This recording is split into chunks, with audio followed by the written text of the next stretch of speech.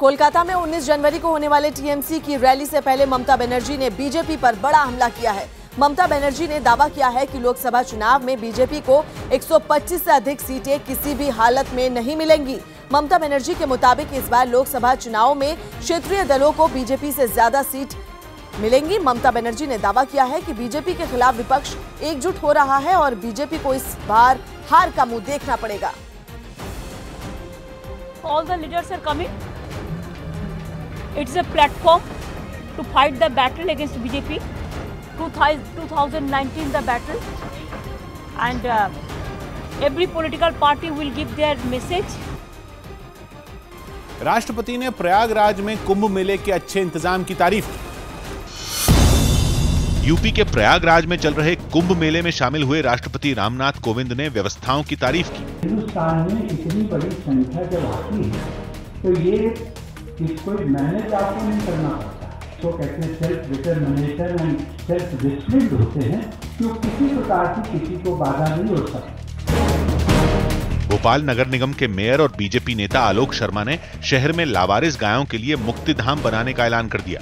जैसे ही नगर निगम को जगह मिलती है या जो रिक्त हमारी भूमि होगी, बहुत ही जल्दी नगर निगम वहाँ पे गौ मुक्ति धाम बनाएगा।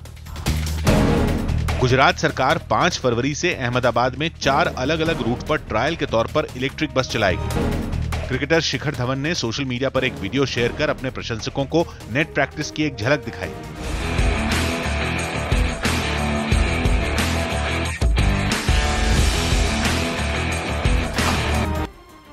झारखंड की राजधानी रांची में पुलिस ने जिस्म फरोशी से जुड़े गिरोह का पर्दाफाश किया है। पुलिस ने इस गिरोह के 5 लोगों को गिरफ्तार किया है, जिसमें 3 लड़कियां भी शामिल हैं। न्यूज 18 ने रांची में चल रहे इस ऑनलाइन सेक्स बाजार की खबर दिखाई थी, जिसके बाद पुलिस ने इस पर कार्रवाई की। पुलिस ने नकली ग्राहक बनकर व्हाट्सएप के जरिए गिरोह से संपर्क किया था और बाद में छापा मारकर इन्हें गिरफ्तार कर लिया।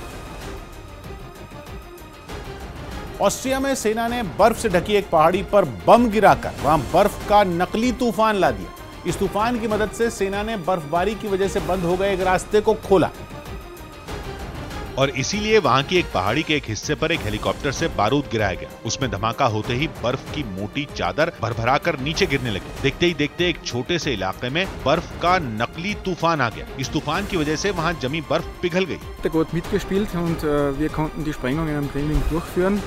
Es wurde 8 Mal gesprengt, wobei bei 6 Sprengungen doch erhebliche Schneemengen abgegangen sind. पहाड़ी पर बर्फ के इस तूफान को लाने के लिए हेलीकॉप्टर पर करीब 120 किलोग्राम बारूद चढ़ाया गया था। बारूद लेने के बाद हेलीकॉप्टर पहाड़ी की तरफ उड़ा और एक तय जगह पर पहुंचकर उसने पहाड़ी पर एक धमाका किया। बर्फ के इस नकली तूफान की मदद से रास्ते खुल जाने के बाद वहां की इमारतों पर करीब 1 हफ्ते से पड़ी बर्फ को हटाने का काम भी शुरू किया गया।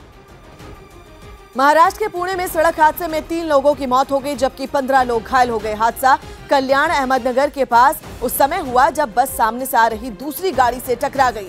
टक्कर के बाद बस से टकराई गाड़ी के परखच्चे उड़ गए। मौके पर पहुंची पुलिस ने घायलों को नजदीक के अस्पताल में भर्ती करवाया है।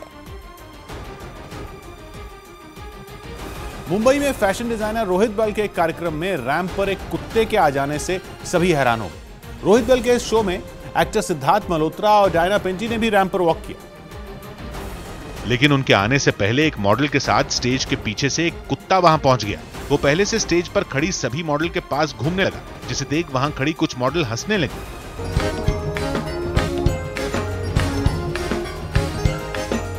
कुत्ता स्टेज पर अपनी पूंछ हिलाता हुआ इधर उधर घूम रहा था। तभी एक मॉडल उसे पुचकारने लगी। कुत्ते को देख कार्यक्रम को शूट कर रहे कैमरामैन का फोकस भी उस पर आकर टिक गया। दिलचस्प बात यह रही कि कुत्ते की मौजूदगी के बाद भी सभी मॉडल ने शुभा मुद्गल के गाने की धुन पर अपना शो जारी रखा।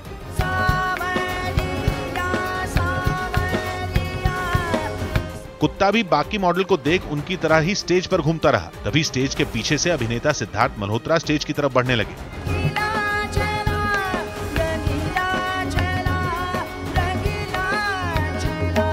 कुत्ते को स्टेज पर देख सिद्धार्थ मल्होत्रा पहले ही रुक गए। फिर एक आदमी स्टेज पर आया और उसने कुत्ते को वहां से हटा दिया। इसके बाद सिद्धार्थ मल्होत्रा ने वॉक किया और थोड़ी देर बाद डायना पेंटी और रोहित बल ने स्टेज पर आकर शो पूरा किया।